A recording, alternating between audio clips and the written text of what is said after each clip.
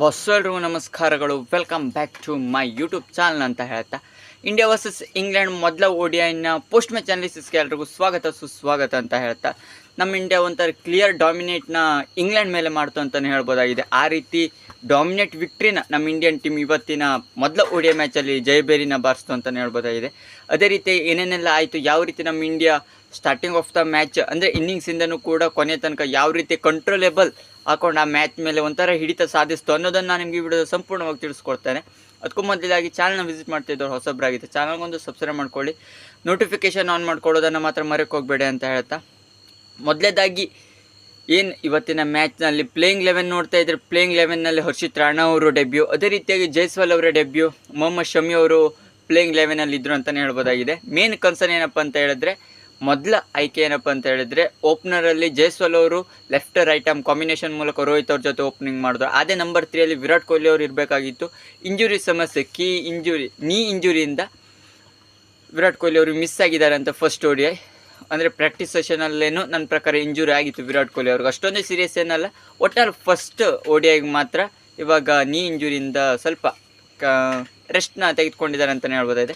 Second ಅದೇ ರೀತಿ third ODIಗೆ available ಇರ್ತಾ ಇವೆ ಅಂತ ಕ್ರಿಸ್ಮಸ್ ಅವರು ಹೇಳಿದ್ದಾರೆ. ಅದೇ ರೀತಿಯಾಗಿ ರೋಹಿತ್ ಶರ್ಮಾ ಅವರು ಟಾಸ್ ಟೈಮಲ್ಲಿ ಹೇಳಿದ್ದಾರೆ. ಅದೇ ರೀತಿಯಾಗಿ ಶ್ರೇಯಸ್ ಅಯ್ಯರ್ ಅವರಿದ್ದರು, ರಿಷಬ್ ಪಂತ್ ಅವ್ರನ್ನ ಕುಳಿಸಿ ಇಲ್ಲಿ KL ರಾಹುಲ್ ಅವರೇ ಮೇನ್ ವಿಕೆಟ್ ಕೀಪಿಂಗ್ ಆಗಿ KL ರಾಹುಲ್ ಅವರು ಇದ್ದರು ಅಂತಲೇ ಹೇಳ್ಬೋದಾಗಿದೆ.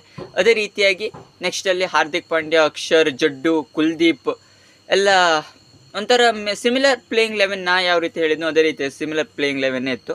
ಒಟ್ಟಿನಲ್ಲಿ ಟಾಸ್ ವಿನ್ ಹಾಕ್ಕೊಂಡು ಇಂಗ್ಲೆಂಡ್ ಏನು ಒಂಥರ ಅನ್ಪ್ರಿಡಿಕ್ಟೇಬಲ್ ಆ ರೀತಿ ಪಿಚ್ ಅನಾಲಿಸಿಸ್ ಮಾಡಿಕೊಂಡು ಇಂಗ್ಲೆಂಡ್ ಟಾಸ್ನ ವಿನ್ ಹಾಕ್ಕೊಂಡು ಬ್ಯಾಟಿಂಗ್ನ ಆಯ್ಕೆ ಮಾಡಿಕೊಡ್ತು.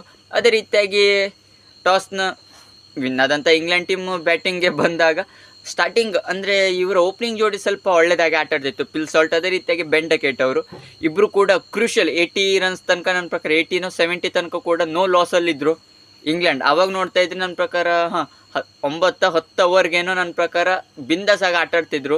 70 ರನ್ ಏನು ODI ಫಾರ್ಮೆಟಲ್ಲಿ ಅಂತ ಹೇಳಿದರೆ ಎವ್ರೇಜ್ ಅಂದರೆ 8ರಿಂದ 9 ಎವ್ರೇಜಲ್ಲಿ ಹೊಡಿತಿದ್ರು ODI ಫಾರ್ಮೆಟಲ್ಲೇ. ಅದು ಕೂಡ ಪಿಲ್ ಸಾಲ್ಟ್ 43 ರನ್ 26 ಬಾಲ್ಗೆ 165 ಸ್ಟ್ರೈಕ್ ರೇಟಲ್ಲಿ, ಬೆನ್ ಡಕೆಟ್ ಅವರು 29 ಬಾಲ್ 32 ರನ್ನ 110 ಸ್ಟ್ರೈಕ್ ರೇಟಲ್ಲಿ ಆಟ ಆಡ್ತಿದ್ರು. ಅಲ್ಲೂ ಒಮ್ಮೆಲೆ 3 ವಿಕೆಟ್ ಬಡ ಒಂದು ಪಿಲ್ ಸಾಲ್ಟ್ ಅವ್ರದ್ದು ರನ್ಔಟ್ ಆಗದ್ದೇ ಪಟಕ್ಕನೆ ಒಂಥರ ವಿಕೆಟ್ ಡೌನ್ಫಾಲ್ ಆಗೋಯ್ತು ಅಂತಲೇ ಹೇಳ್ಬೋದಾಗಿದೆ ಇಂಗ್ಲೆಂಡ್ದು. ಒಂಥರ ರನ್ ರೇಟ್ ಕೂಡ ಕುಸಿದೋಯ್ತು. ಪಿಲ್ ಸಾಲ್ಟ್ ಅವರು 43 ರನ್ಗೆ ಔಟ್ ಆಗಿದ್ರು. ನೆಕ್ಸ್ಟ್ ಅಂತೂ ಬೆನ್ ಡಕೆಟ್, ಜೋ ರೂಟ್, ಹ್ಯಾರಿ ಬ್ರೂಕ್ ಇವು ಇಲ್ಲಿ ತನಕವೂ ಕೂಡ ಪಟ ಅನ್ನೋಂಗೆ ವಿಕೆಟ್ ಬಿತ್ತು. ಅಲ್ಲಿ ಬಟ್ಲರ್ ಅದೇ ರೀತಿಯಾಗಿ ಪಿಲ್ ಸಾಲ್ಟ್ ಅವ್ರದ್ದು ರನ್ಔಟ್ ಆದ ತಕ್ಷಣ ಬಟ್ಲರ್ ಅದೇ ರೀತಿಯಾಗಿ ಜೋಕೋ ಬೆಥೆಲ್ ಇವರಿಬ್ಬರ ಪಾರ್ಟ್ನರ್ಶಿಪ್ ಮೇನ್ ಆಯಿತು ಇಂಗ್ಲೆಂಡ್ಗೆ. ಒಂಥರ ಬುನಾದಿನ ಹಾಕೊಟ್ಟದ್ದು ಇವರದೇ ಮೇನ್ ಪಾರ್ಟ್ನರ್ಶಿಪ್ ಅಂತಲೇ ಹೇಳ್ಬೋದಾಗಿದೆ. ಮಿಡ್ಲಲ್ಲಿ ಜಾಸ್ ಬಟ್ಲರ್ ಅವರು ಕ್ಯಾಪ್ಟನ್ ಇನ್ನಿಂಗ್ಸ್ನ 67 ಬಾಲ್ಗೆ 52 ರನ್ನ ಕಾಂಟ್ರಿಬ್ಯೂಷನ್ನ 77 ಸ್ಟ್ರೈಕ್ ರೇಟಲ್ಲಿ ಹೊಡೆದು, ಜಾಕೋ ಬೆಥೆಲ್ ಅವರು ಮತ್ತೆ ಫಾರ್ಮ್ಗೆ ಬಂದಿದ್ದಾರೆ. ನಮ್ಮ RCBಗೆ ಖುಷಿ ವಿಷಯ. ಅದೇ ರೀತಿ 51 ರನ್ನ ಜಾಕೋ ಬೆಥೆಲ್ ಅವರು ಹೊಡೆದಿದ್ದಾರೆ ಅಂತಲೇ ಹೇಳ್ಬೋದಾಗಿದೆ. ನೆಕ್ಸ್ಟಲ್ಲಿ ಅಷ್ಟೊಂದು ಕಾಂಟ್ರಿಬ್ಯೂಷನ್ ಯಾರೂ ಕೊಡಲಿಕ್ಕಾಗಲಿಲ್ಲ ಇಂಗ್ಲೆಂಡ್ಗೆ. ಆ ರೀತಿ ನಮ್ಮ ಇಂಡಿಯಾದ ಸ್ಪಿನ್ ಅಟ್ಯಾಕ್ ಮೇನಾಗಿ ಅಲ್ಲಿ ಅಸ್ತ್ರ ಆಯಿತು ಇಂಗ್ಲೆಂಡ್ನ ಸೋಲಿಸ್ಲಿಕ್ಕೆ, ಅಣಗಿಸ್ಲಿಕ್ಕೆ.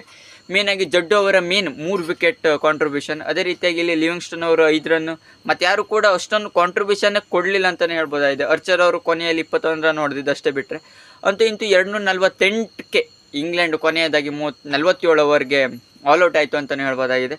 ನಮ್ಮ ಇಂಡಿಯಾ ಪರವಾಗಿ ಇಲ್ಲಿ ಮೊಹಮ್ಮದ್ ಶಮಿ ಅವರು 1 ವಿಕೆಟ್, ಹರ್ಷಿತ್ ರಾಣಾ ಅವರು 3, ಅದೇ ರೀತಿಯಾಗಿ ಅಕ್ಷರ್ ಪಟೇಲ್ ಅವರು 1, ಹಾರ್ದಿಕ್ ಪಾಂಡ್ಯ ಅವರು no loss wicket, Kuldeep Yadav ಅವರು 1, ಅದೇ ರೀತಿಯಾಗಿ ಜಡ್ಡು ಅವರ 3 ವಿಕೆಟ್.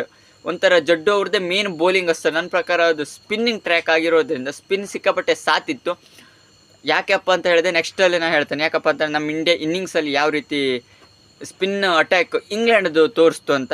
ಅದೇ ರೀತಿಯಾಗಿ 248 ರನ್ನ ನಮ್ಮ ಇಂಡಿಯಾ ಏನು ಟಾರ್ಗೆಟ್ಗೆ ಹೋಯಿತು. ಇಂಡಿಯಾ ಪರವಾಗಿ ಅಂದರೆ ಔಟ್ಸ್ಟ್ಯಾಂಡಿಂಗ್ ಕ್ಯಾಚಸ್ಗಳನ್ನು ಇಲ್ಲಿ ಜೈಸ್ವಾಲ್, ಅದೇ ರೀತಿ ಹರ್ಷಿತ್ ರಾಣಾ ಅವರು ಡೆಬ್ಯೂಟೆಂಟ್ ವಿಕೆಟ್ ತೆಗೆದವು ಕೂಡ ಔಟ್ಸ್ಟ್ಯಾಂಡಿಂಗ್ ಫೀಲ್ಡಿಂಗ್ ಎಫರ್ಟ್ಸ್. ಅದೇ ರೀತಿಯಾಗಿ ರೋಹಿತ್ ಶರ್ಮಾ ಅವರಿಂದ ಕ್ಯಾಚ್ ಡ್ರಾಪ್ ಆಗಿರಬಹುದು, ಫೀಲ್ಡಿಂಗಲ್ಲಿ ಲ್ಯಾಪ್ಸ್ಗಳಾಗಿರ್ಬೋದು, ಆದರೂ ಕೂಡ ಒಂಥರ ಕನ್ಸಿಕ್ಯೂಟಿವ್ ಹಾಕ್ಕೊಂಡು ನಮ್ಮ ಇಂಡಿಯನ್ ಟೀಮು ಫೀಲ್ಡಿಂಗ್ ಅದೇ ರೀತಿಯಾಗಿ ಬೌಲಿಂಗ್ನು ಕೂಡ ಮಾಡಿದೆ ಅಂತಲೇ ಹೇಳ್ಬೋದಾಗಿದೆ. ಒಂಥರ ಒಳ್ಳೆ ಬೌಲಿಂಗ್ ಲೈನಪ್ ನಿಟ್ಕೊಂಡು 5 ರನ್ ಎಕ್ಸ್ಟ್ರಾ ಕೊಟ್ಟದಷ್ಟೇ ಬಿಟ್ಟರೆ ಮೇನ್ ಒಂಥರ ಹಿಡಿತದಲ್ಲಿ ಒಂಥರ ಗೇಮ್ ನಿಟ್ಕೊಂಡಿತ್ತು ನಮ್ಮ ಇಂಡಿಯನ್ ಟೀಮ್ ಅಂತಲೇ ಹೇಳ್ಬೋದಾಗಿದೆ. ಅದೇ ರೀತಿಯಾಗಿ 249 ರನ್ನ ನಮ್ಮ ಇಂಡಿಯಾ ಏನು ಟಾರ್ಗೆಟ್ ಮಾಡಲಿಕ್ಕೆ ಬಂತು. ಹೌದು, ಜೈಸ್ವಾಲ್ ಅದೇ ರೀತಿ ರೋಹಿತ್ ಶರ್ಮಾ ಅವರು ಓಪನಿಂಗಲ್ಲಿ ಬಂದರು, 15 ರನ್ ಜೈಸ್ವಾಲ್ ಅವರು ಕಾಂಟ್ರಿಬ್ಯೂಷನ್. ಅದೇ ರೀತಿ ರೋಹಿತ್ ಶರ್ಮಾ ಅವರು ಕೇವಲ 2 ರನ್, ಮತ್ತೆ ನಿರಾಸೆಯನ್ನು ರೋಹಿತ್ ಶರ್ಮಾ ಅವರು ಮೂಡಿಸಿದ್ದಾರೆ. ಒಂಥರ ಈ 10 ಇನ್ನಿಂಗ್ಸ್ನ ನೋಡ್ತಾ ರೋಹಿತ್ ಶರ್ಮಾ ಅವರು ಸಿಕ್ಕಾಪಟ್ಟೆ ಲೋ ಇದೆ ಅಂತಲೇ ಹೇಳ್ಬೋದಾಗಿದೆ. ಇದೆಲ್ಲವ ನಾಳೆಗೆ ಚರ್ಚೆ ಮಾಡೋಣ. ಅದೇ ರೀತಿಯಾಗಿ ಇವತ್ತಿನ ಮೇನ್ ಕನ್ಸರ್ನ್ ಏನಪ್ಪ ಅಂತ ಹೇಳಿದ್ರೆ, ಮಿಡ್ಲ್ ಆರ್ಡರ್ ನಮ್ಮ ಇಂಡಿಯಾದು ಯಾವ ರೀತಿ ಸ್ಟ್ರಾಂಗ್ ಇದೆ ಅನ್ನೋದನ್ನು ಇಲ್ಲಿ ಶುಭ್ಮನ್ ಗಿಲ್ ಅದೇ ರೀತಿಯಾಗಿ ಶ್ರೇಯಸ್ ಅಯ್ಯರ್ ಅವರು ತೋರಿಸ್ಕೊಟ್ಟಿದ್ದಾರೆ ಅಂತಲೇ ಹೇಳ್ಬೋದಾಗಿದೆ. ಹೌದು, ಶುಭ್ಮನ್ ಗಿಲ್ ಅವರು ರೋಹಿತ್ ಶರ್ಮಾ ಕ್ಯಾಪ್ಟನ್ ಇನ್ನಿಂಗ್ಸ್ನ ಆಡ್ಲಿಕ್ಕೆ ಆಗದೇ ಇದ್ದಾಗ ವೈಸ್ ಕ್ಯಾಪ್ಟನ್, ನಮ್ಮ ಇಂಡಿಯಾದ ವೈಸ್ ಕ್ಯಾಪ್ಟನ್ ಆಗಿರುವಂಥ ODI ಫಾರ್ಮೆಟಲ್ಲಿ ಶುಭ್ಮನ್ ಗಿಲ್ ಅವರು ಅವರ ಪಾತ್ರವನ್ನು ಈಸಿಯಾಗಿ ನಿಭಾಯಿಸಿದ್ರು ಅಂತಲೇ ಹೇಳ್ಬೋದಾಗಿದೆ. ಒಂದು ಕಡೆ ಸ್ಟೇಬಲ್ ಹಾಕ್ಕೊಂಡು ನಿಂತ್ಕೊಂಡು ಕೊನೆವರೆಗೂ ಆಟ ಆಡೋದು ಅಂತ ಹೇಳಿದ್ರೆ ಶುಭ್ಮನ್ ಗಿಲ್ ಅವರೊಬ್ಬರೇ. 87 ರನ್, ಅದು ಕೂಡ 14 ಬೌಂಡ್ರಿ ಸಮೇತ 90 ಸ್ಟ್ರೈಕ್ ರೇಟಲ್ಲಿ ಇವ್ರ ಜೊತೆ ಸಾಥ್ ಕೊಟ್ಟಂಥವ್ರು ಶ್ರೇಯಸ್ ಅಯ್ಯರ್ ಅವರು. ಒಂಥರ ಅಟ್ಯಾಕಿಂಗ್ ವೆರಿ ಫಸ್ಟ್ ಬಾಲಿಂದನೂ ಕೂಡ ಥರ್ಡ್ ಮ್ಯಾನ್ ಅದೇ ರೀತಿ ಫೈನ್ ಲೆಗ್ ಮೇಲೆ ಸಿಕ್ಸಸ್ನ ಹೊಡೆದಿರೋದು ಜೋಫ್ರಾ ಆರ್ಚರ್ಗೆ, ಅವರ ಪೇಸ್ಗೆ ಆ ರೀತಿ 6 ಹೋಗಿರೋದು ಅಂತಲೇ ಹೇಳ್ಬೋದಾಗಿದೆ. ಒಂಥರ ಅಟ್ಯಾಕಿಂಗ್ ಅಪ್ರೋಚಲ್ಲಿ T20 ಫಾರ್ಮ್ಯಾಟ್ ಥರ ಶ್ರೇಯಸ್ ಅಯ್ಯರ್ ಅವರು ಆಟ ಆಡಿದ್ದಾರೆ. ಕೇವಲ 36 ಬಾಲ್ಗೆ 59 ರನ್ನ ಕಾಂಟ್ರಿಬ್ಯೂಷನ್ ಕೊಟ್ಟದ್ದು ನಮ್ಮ ಇಂಡಿಯನ್ ಟೀಮ್ಗೆ. ಒಂಥರ ಮಿಡ್ಲ್ ಆರ್ಡರಲ್ಲಿ ಒಮ್ಮೆಲೆ ರನ್ ರೇಟ್ ಏರ್ಲಿಕ್ಕೆ ಶ್ರೇಯಸ್ ಅಯ್ಯರ್ ಅವರೇ ಕಾರಣ ಅಂತಲೇ ಹೇಳ್ಬೋದಾಗಿದೆ. 163 ಸ್ಟ್ರೈಕ್ ರೇಟಲ್ಲಿ ಶುಭ್ಮನ್ ಗಿಲ್ ಅವರು ಒಂದು ಕಡೆ ನಿಂತ್ಕೊಂಡಿದ್ರು, ಶ್ರೇಯಸ್ ಅಯ್ಯರ್ ಅವರು ಔಟ್ ಆದ ಜೋಕೋ ಬೆಥೆಲ್ ಅವ್ರಿಗೆ LBW ಮೂಲಕ. ನೆಕ್ಸ್ಟ್ ಅಕ್ಷರ್ ಪಟೇಲ್ ಅವ್ರ ಜೊತೆಗೆ ಶುಭ್ಮನ್ ಗಿಲ್ ಅವರ ಇಬ್ಬರ ಲೆಫ್ಟ್ ರೈಟ್ ಕಾಂಬಿನೇಷನ್ನೇ ಮೇನ್ ಆಯಿತು ನಮ್ಮ ಇಂಡಿಯನ್ ಟೀಮ್ಗೆ. ಶ್ರೇಯಸ್ ಅಯ್ಯರ್ ಅವರು ಔಟ್ ಆದಮೇಲೆ ಮೇನ್ ಆಗಿ ಇಲ್ಲಿ ಅಕ್ಷರ್ ಪಟೇಲ್ ಅವರು ಕೂಡ starting of the very first ಬಾಲಿಂದನೂ ಕೂಡ ಅಟ್ಯಾಕಿಂಗ್ ಅಪ್ರೋಚಲ್ಲೇ ಇದ್ದರು. ಅವರು ಕೂಡ 52 ರನ್ ಹೊಡೆದಿದ್ದಾರೆ 47 ಬಾಲ್ಗೆ 110 ಸ್ಟ್ರೈಕ್ ರೇಟಲ್ಲಿ. ಶುಭ್ಮನ್ ಗಿಲ್ ಅವರು ಆ್ಯಸ್ ಯೂಸ್ವಲ್ ಸೆಂಚುರಿನ ಮಿಸ್ ಮಾಡ್ಕೊಂಡ್ರು ಅಂತಲೇ ಹೇಳ್ಬೋದಾಗಿದೆ. ಈಸಿಯಾಗಿ ಸೆಂಚುರಿನ ಹೊಡೆಯಬಹುದಾಗಿತ್ತು ಶುಭ್ಮನ್ ಗಿಲ್ ಅವರು. 87 ರನ್ಸಲ್ಲಿ ಇರ್ತಾಯಿದ್ರು, ಕೊನೆಯಲ್ಲಿ 18 ರನ್ ಏನೋ ಬೇಕಾಗಿತ್ತು. ಇವರು ಸೆಂಚುರಿಗೆ 16 ರನ್ ಏನೋ ಅವಶ್ಯಕತೆ ಇತ್ತು. ಒಂದು ಬೌಂಡ್ರಿ ಹೊಡೆದಿದ್ರು ಡ್ರೈವ್ ಮೂಲಕ. ಅದೇ ರೀತಿ ನೆಕ್ಸ್ಟ್ ಬಾಲಲ್ಲೇ ಜಾಸ್ ಬಟ್ಲರ್ ಅವ್ರಿಗೆ ಕ್ಯಾಚ್ನ ಒಪ್ಪಿಸ್ಕೊಂಡು ಹೋದರು ಶುಭ್ಮನ್ ಗಿಲ್ ಅವರು. ಒಟ್ಟಿನಲ್ಲಿ ಪ್ಲೇಯರ್ ಆಫ್ ದ ಮ್ಯಾಚ್ ಆಗಿ ನನ್ನ ಪ್ರಕಾರ ಶುಭ್ಮನ್ ಗಿಲ್ ಅವರು ಡಿಕ್ಲೇರ್ ಆಗ್ತಾರೆ. ಸೆಂಚುರಿನ ಮಿಸ್ ಮಾಡಿಕೊಂಡ್ರು ಗಿಲ್ ಅವರು ಅಂತ ಅನ್ನಿಸ್ತಾರೆ. 87 ರನ್ಸ್ನ ಹೊಡ್ಕೊಂಡು 13 ರನ್ನಿಂದ.